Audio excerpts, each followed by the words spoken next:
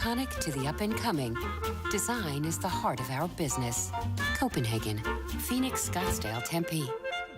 Albertsons and Safeway are proud to support individuals with intellectual and developmental disabilities and Arizona PBS.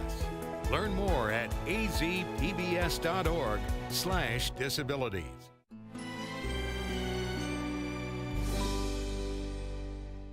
Phryne Fisher is a detective. Things could get interesting around here. Who isn't afraid to live a little. I hope you're not concealing a dangerous weapon under that skirt.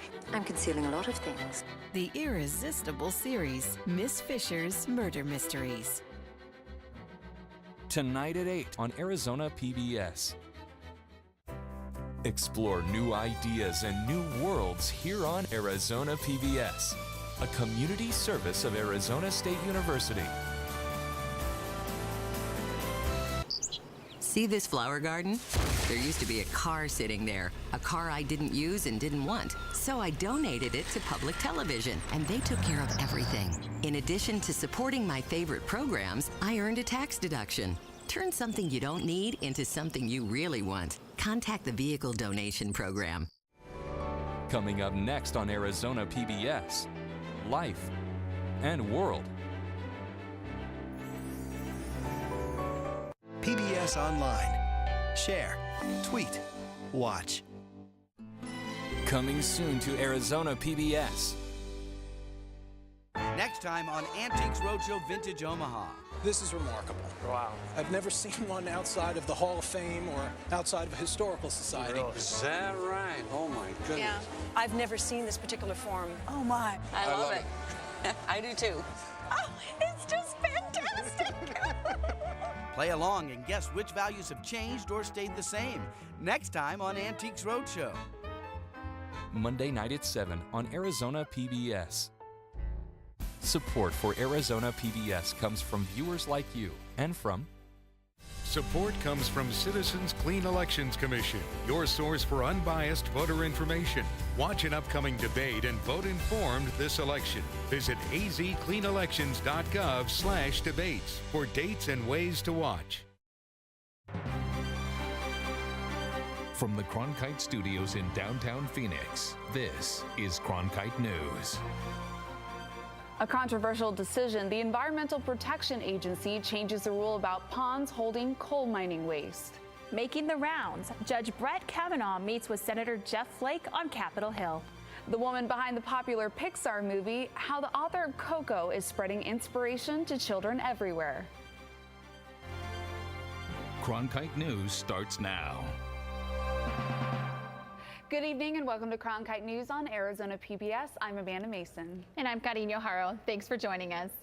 The EPA makes a decision to roll back regulations when it comes to the coal industry, but some environmental advocates think the new rules are a gift to big business. Allison Snell explains the new standards that oversee coal ash. The federal rules being removed were put in place back in 2015. I spoke with environmental advocates today who say that letting the state regulate the Clean Water Act could create a muddy situation. You know, you don't want a toxic soup in your waterways. Sandy Barr is with the Sierra Club. She's the director of the Grand Canyon chapter. She works to help protect Arizona's air, land, and water. Barr explains that coal ash is a dangerous substance that has already caused disaster, and that changing the law from federal to the state level could cause even more harm. Arizona and the United States overall less protected, and so it's important to try and keep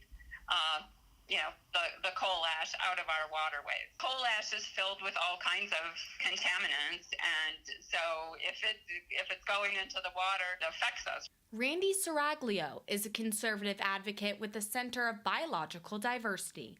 He works to protect the environment from potential hazards. Weakening administration of this program, of this important program, would raise the likelihood that these kinds of coal ash facilities create environmental catastrophes. The state simply does not have the expertise or the funding to properly implement this. Both experts say this is not a political issue, but one of public health. This is something that needs to be very carefully managed. to protect public health and the environment. Arizona has over 6 coal plants and 50 coal ash ponds. In downtown Phoenix, Allison Snell, Cronkite News. New tonight, the White House says talks are underway for Vladimir Putin to visit Washington in the fall. Meanwhile, President Trump now disagrees with the proposal raised by Putin to interrogate Americans in exchange for help into FBI's Russia probe. The White House released a statement today that said, quote, "It is a proposal that was made in sincerity by President Putin, but President Trump disagrees with it." In the meantime, the administration is standing firm on the notion that Russia did in fact try to interfere with elections. I don't think there's any question in the intel community or at DHS that Russians attempted to infiltrate and interfere with our electoral system. I don't think there's any doubt that they did it, and I think we should all be prepared, given that capability and will, that they'll do it again. Is Russia still targeting the United States? I think we would be foolish to think they're not. They have capability, they have the will. We got to be prepared. Russian President Vladimir Putin says his first summit with President Trump was successful, and he is accusing Trump's opponents in the United States of hampering any progress on the issues they discussed. While Trump administration officials were busy reaffirming their belief that Russia meddled in the 2016 elections, the Senate was refusing to vote on a symbolic resolution. The resolution agreed with U.S. intelligence agencies finding that Russia did interfere and rejected Russian President Vladimir Putin's claims that it didn't. The bipartisan resolution was introduced by Arizona Senator Jeff Flake and Delaware Democrat Chris Coons, who said it was intended as a statement of support for U.S. intelligence services. It said Russia must be held accountable, calling for sanctions and for congressional hearings into what happened at the summit Monday between Trump and Putin. It's symbolic, but now's the time for a symbolic move right today. We can follow up with additional sanctions or other actions if we need to. But right now, we need to stand up and say we stand with our intelligence agencies. We don't believe the words of dictator Putin. A vote on the Flake-Coons resolution was blocked by Texas Senator John Cornyn, who said Russia's actions called for more than a symbolic resolution. But Flake and Coons said they will try again next week to get a vote on the resolution. The Justice Department's probe of Russian interference with the 2016 elections appeared to still be on Senator Flake's mind during his event today, which was a closed-door meeting with Supreme Court nominee Brett Kavanaugh. The status of the independent counsel was just one of the questions Flake had for Kavanaugh during the half-hour meeting, as Danny Coble tells us from our Washington bureau.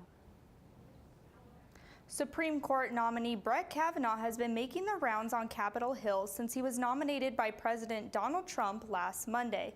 Today's meeting with Senator Jeff Flake was apparently last minute, but former Arizona Senator Jon Kyl said that it went well. First of all, with Senator Flake, it was great. We're approaching about 20 now that we've had. We're trying to schedule as many as we can. And he had conflicts, but was kind enough to fit us in, and I appreciated that very much. And he and Judge Kavanaugh had a great conversation. Kyl has been guiding Kavanaugh through the confirmation process, helping to set up meetings with senators, which Flake was one of the 5 meetings today. Flake said he was pleased with Kavanaugh's answers, including one on the Chevron case. That Supreme Court ruling empowers regulatory agencies, which Flake said makes a difference in states like Arizona, where about 85% of the land is publicly owned. He answered that well. Also on the independent counsel statute and things like that. He's very much ready for the hearings, I think. Those hearings have not been set so far. Kavanaugh has only met with Republican senators, but Kyl said those with Democrats will come soon enough. Well, they've not been willing to meet yet. I think they're waiting for their leader to meet first. There's sort of a protocol that you don't set up your meeting until after your leader has met or the chairman of the committee. Flake said after today's meeting that he is impressed by Kavanaugh's record and can see why he was tapped for the Supreme Court. Certainly. I mean, you just look at these 12 years of decisions on the Fifth Circuit, or I'm sorry, the D.C. Circuit. And a lot of service before that. I mean, in government, he's got an impressive record, he really does. Kavanaugh will be filling the seat vacated by Justice Anthony Kennedy, who announced his retirement last month. The court is in recess until October, but for now, the Senate Judiciary Committee has not yet scheduled the hearings for Kavanaugh. In Washington, Danny Coble, Cronkite News. Former First Lady Michelle Obama has announced a new voter registration initiative. It is titled When We All Vote. The initiative will feature Obama and others sending personal messages urging people to register to vote. Mrs. Obama is teaming up with celebrities such as actor Tom Hanks for the campaign. According to one document describing the initiative plans, When We All Vote will partner with media outlets that young Americans use most. The nonpartisan nature of the campaign is reportedly frustrating a few top Democrats who would prefer Obama focus on campaigning for Democratic candidates. The March for Our Lives movement is hitting the roads and looking to get young people educated, registered, and motivated to vote. Jordan Daphnis met with Arizona members ready to travel the state. The March for Our Lives movement announced at a fundraising event this morning that they plan to keep the wheels turning when it comes to their mission. From a bus tour to a convention, the group says they're working to influence the midterm elections in November. Last March, Tony St. John organized the first walkout for her high school in Chandler. It's just this unorganized, not planned thing that just came out of this place of anger and sadness and my want for change. A few months later, the group has organized numerous walkouts, marches, and die-ins across the state. They plan to continue the momentum with a bus tour across Arizona. They hope to go around and again do voter outreach and education and start more chapters in high schools all across the state coming up. March for Our Lives has one mission: stopping gun violence. The group wants changes in legislation, and they want to speak with Governor Doug Ducey. We put 30,000 people on the doorstep of the Capitol, and the governor won't even take a meeting with gun violence advocates and these kids. But, you know, four NRA lobbyists fly in, and he has closed-door meetings with them and writes a bill. Cronkite News reached out to the governor's office for comment. We received this statement. The governor has made school safety a priority. He proactively met with students, parents, teachers, law enforcement officials, and mental health experts to craft a school safety plan. And it's disappointing this common sense plan did not pass last session, but he will continue to work to get it done. March for Our Lives is working to register as many voters as possible for November with the intent of electing officials who will enact gun control measures. If our legislators won't seriously look at those kind of common sense reforms, then we're gonna elect people that will. The local chapter is planning a bus tour across the state over the next couple months. The National March for Our Lives organization is on a bus tour right now in California. The group has an event scheduled tomorrow in Los Angeles and Saturday in Orange County. In the broadcast center, Jordan Daphnis, Cronkite News. One of the most important jobs for our elected officials is to decide how to spend money. No one wants to see it wasted. Coming up on Cronkite News, a Washington watchdog group puts out a book highlighting the waste. Plus, find your passion and always do your best. The inspiring woman who wrote a children's book from the Disney Pixar film Coco. I'm Judy Woodruff, anchor and managing editor of the PBS NewsHour. The journalists of tomorrow face a fast-changing media landscape, but quality news remains vitally important to our communities, our country, and our world. At ASU's Walter Cronkite School of Journalism and Mass Communication, students learn solid, reliable reporting, holding the powerful accountable, and rebuilding the public's trust. The Cronkite School and Arizona PBS, preparing the next generation for a stronger future of journalism. As journalists at Cronkite News, we report on stories that matter to you by focusing on the local impact. We dig deeper and work tirelessly to keep you informed. Live in Wickerburg. Live in Los Angeles. In Cleveland. In Washington. In Louisville. From Jerusalem. Live in Philadelphia. From around the world to right here in Phoenix. At Cronkite News, we report the facts and stick to the truth. I'm Ted Simons, host and managing editor of Arizona Horizon. The 2018 election season has arrived. Join us for primary and general election debates.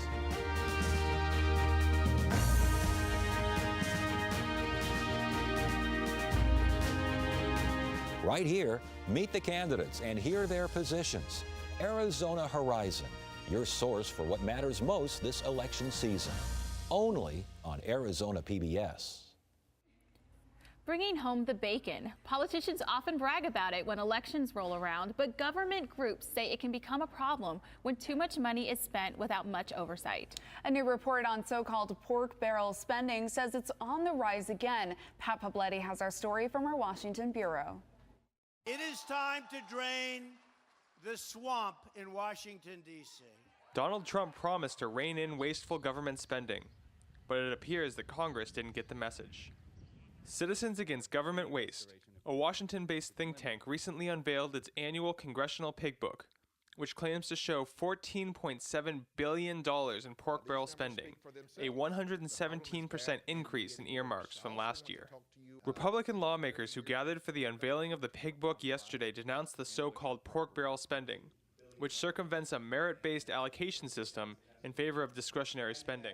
I think many of us believe that pork should be on our tables, not as part of the federal budget.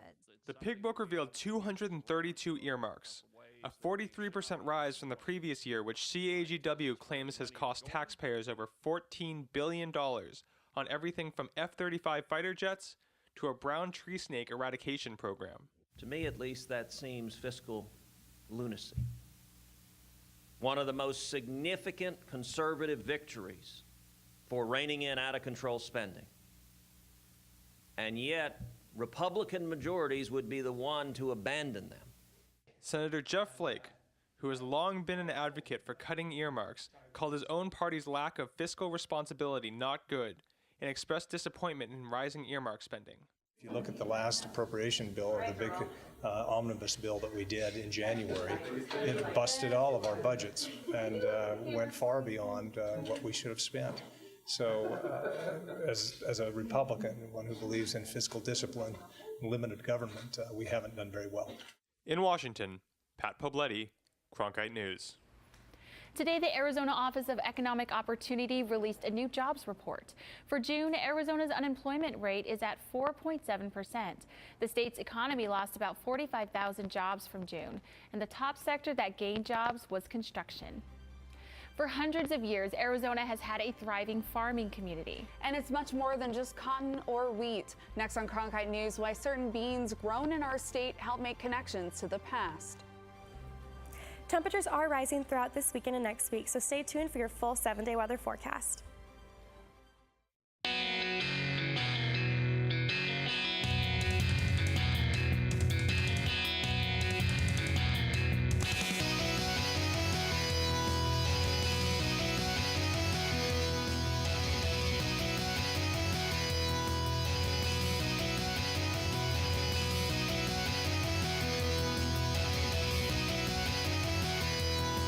Cronkite News weeknights at 5 on Arizona PBS. I'm Matt Berry, ESPN Sports Center anchor and graduate of ASU's Walter Cronkite School of Journalism and Mass Communication. With its bachelor's and master's degrees in sports journalism, the Cronkite School is preparing the next generation of sports journalists to tell stories that matter, stories that excite, inspire, and inform. Cronkite immerses students in covering sports at all levels in one of the country's top sports markets.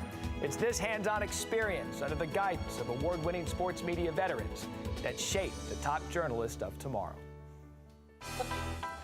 If you're looking for one show that tells you what happened that day in the world of business, it's NBR. We saw a classic shipwreck. Nordstrom's opening stores. Triple-digit gains. Crude climbs. We're there to help our audience find new investment ideas. The market still has room to go up. Nightly Business Report is the longest-running business television program in history. Weeknights at 10:30 on Arizona PBS. A Native American farm is doing more than producing crop. It's connecting the present with the past. And it starts with indigenous foods. Reporter Emily Richardson explains how food is such an important part of Native American culture. According to Ramona Farms, in the 70s, the tepary bean had nearly gone extinct, and tribal elders were urging farms to start growing the beans again. Ramona found a few seeds for both the white and brown tepary beans in her childhood home and says it became clear to her that her mission was to bring back the beans and the culture to her community. Culture is to feed our spirits and to feed our souls and to feed our community. The food should be an absolute necessary part of that, and it is. Ramona's daughter, Velvet Button, moved away from the farm in her 20s, but ended up returning because she loves her life on the farm and sharing the history behind the food they're growing. I am very honored to be able to share that with people because I don't really get to see the hard work and the true love of the land that my parents have and that they've been able to maintain all of these years through all the struggles. While Ramona Farms grows alfalfa and cotton, their passion project is the tepary bean. Now, long ago, this was a staple food here at Hill River, but along with our diminishing farming practices, we lost touch with our tepary bean. My mom and dad worked really, really hard at packaging them so that we could make it available again to not only our community, but the world community. According to the 2012 USDA Census of Agriculture, 56% of farmers in Arizona are Native American. Something that Native American people do, not only in Hill River, but also in other tribes. That's how we survived. You know, we did the hunting of the animals. We grew our corn and our wheat, and that's how we actually survived. Button believes Native communities have started to reconnect with their culture, partly because of the food sovereignty movement. It has helped to connect us once again as Indigenous communities and helping to rebuild those foodways that we used to have. In any culture, the best way to not only share that culture, but to really know it and be a part of it is to eat it. The USDA will be releasing a new agriculture census with an updated percentage of Native American farmers in 2019. In the Broadcast Center, Emily Richardson, Cronkite News. Arizona could be getting some much-needed relief this winter. A new report says that a strong El Nino pattern can be expected. The U.S. Climate Prediction Center says there is close to a 70% chance that an El Nino condition will appear. With the right atmosphere conditions and an El Nino pattern, we could expect a wetter winter. There's a chance of more rainfall in the high country. Some neighborhoods in Flagstaff have dealt with flooding, and debris. Streets in one neighborhood reopened today after crews cleaned up trees, limbs, and boulders that washed into the roadways. Storm chances are slim for the valley in the next few days. But we do have an excessive heat watch coming soon. Hannah D. Reuter has our weather forecast. We are currently just below our high in Phoenix at 104 with partly cloudy skies. Taking a look at our temperatures across the valley, we're seeing 106 in Glendale and in Goodyear, and Mesa is our lowest at 102. Now, we were issued an air quality alert, so if you have any respiratory issues or any small children, you do want to avoid any unnecessary outdoor activities because it may cause breathing difficulties. Taking a look at our state highs for the day, we are seeing down in Casa Grande 103, down in Tucson they were just a little bit cooler at 97 degrees, and moving on up north, 87 in the Grand Canyon, and Flagstaff did see some rain today, and their high was 74 degrees. But for us here in Phoenix, we're not as lucky. Our temperatures are going to continue to rise. We're seeing 107 on Saturday, and on Sunday 108. Moving on into next week, Tuesday we're hitting 114, and on Wednesday we're hitting 115. So be sure to enjoy that cloud coverage and slightly cooler temperatures this weekend, because next week we are going to see some higher temperatures. For Cronkite Weather, I'm Hannah Druder. It was a movie that won an Oscar and grossed over $800 million. As well as inspiring countless children across the world. Coming up on Cronkite News, meet the woman behind Coco and learn about her important message that comes from the heart. I like working for Cronkite News because it gives us the opportunity to find a different angle on the same stories that every other news outlet is covering across Arizona. As students, we have the opportunity to cover issues in all across the state of Arizona. It gives me a good chance to sharpen my skills, improve my skills, learn the techniques in a newsroom and in the programs and teamwork and technology, getting me prepared for the real world. And at the same time, I think we do a great job, make some great students. Great journalism for the city of Phoenix and the state of Arizona. I'm Ted Simons, host and managing editor of Arizona Horizon. Join us each weekday at 5:30 and 10 as we bring you the top newsmakers who impact the state. We cover the stories in depth that shape and affect our local communities, and we take the time to ensure that all voices are equally heard. For more than 30 years, Arizona Horizon has been your voice and your source for what matters most, right here on Arizona PBS. Millions of people die every year from drinking dirty water. I would never have felt I had the ability to do something without ASU pushing me. We built filtration systems out of local materials with the people. To see those kids drink clean water for the first time, it's the most rewarding feeling that you can ever have. I went to ASU because I wanted to change the world. The thing I never would have expected is how the world would have changed me. Ground will be broken on an affordable housing plan this weekend near the Grand Canyon. The small town of Tucson has struggled to build housing, primarily because it's landlocked by National Park and National Forest. The new development is made possible after 20 acres was donated to the town.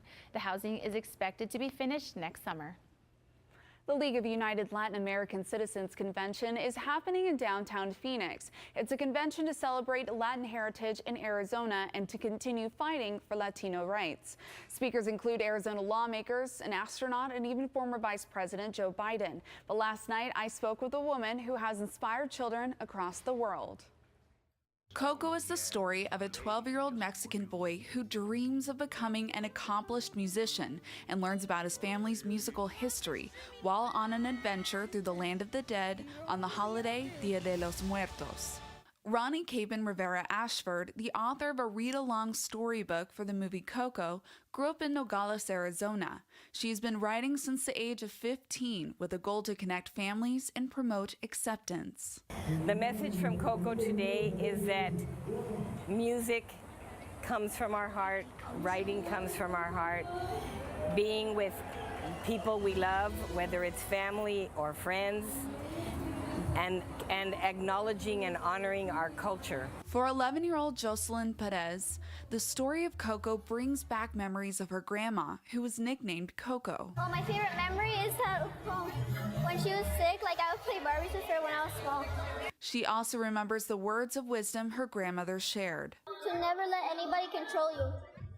Rivera hopes to inspire children like Perez to find their dreams. Rivera says she herself has faced many challenges, including being rejected 64 times before she could publish her book. Never give up, find your passion, and always do your best. And on any given day, your best will be different, but if you do your best, you cannot fail. I tell children or students, if you do your best on a day you're sick and the best you can do is stay home, take care of yourself, rest, that's the best you can do that day. But on a day when you're feeling great, go out and give it your all. As a bilingual author, Rivera keeps tradition alive and preserves languages by adding historical and scientific facts and a glossary at the end of each book. Cronkite News is proud to be the news division of Arizona PBS. Here's what's coming up on Arizona Horizon and PBS NewsHour. On the next Arizona Horizon, hear from the two candidates running in the Republican primary for Secretary of State. It's a clean elections debate right here on Arizona Horizon. I'm John Yang in Chicago, where they're celebrating the 50th anniversary of Special Olympics and looking forward to the next 50 years.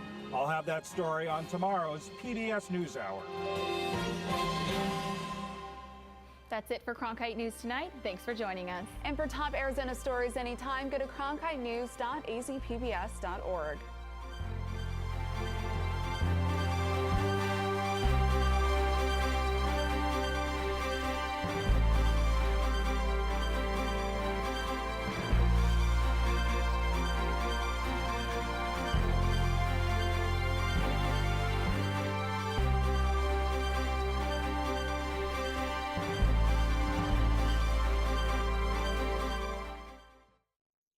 I'm Ted Simons, host and managing editor of Arizona Horizon. The 2018 election season has arrived. Join us for primary and general election debates.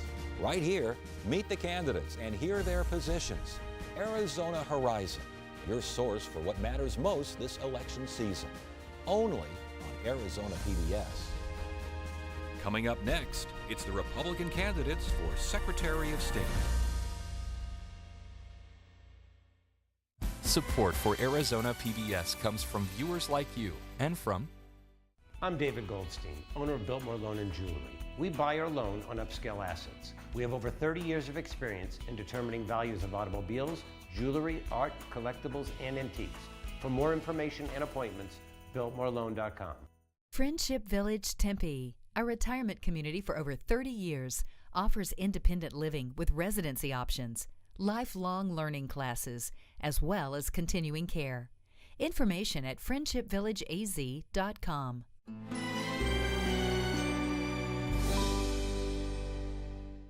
Next time on Death in Paradise, a woman is killed during a religious revival. Fabian was poisoned. Oh. Jack doesn't trust the preacher. I'm a faith healer. You think he scams people? Well, I don't think God's work requires a fee. Death in Paradise. Tonight at 9 on Arizona PBS. Programs on Arizona PBS are funded in part by a gift from the estate of Winifred Gegg. For more information on how to include Arizona PBS in your estate plans, call 602-496-8888. Explore new ideas and new worlds here on Arizona PBS, a community service of Arizona State University. Coming up next on Arizona PBS, Life and World. When you want to be more connected, friend us on Facebook, follow us on Twitter, watch us online.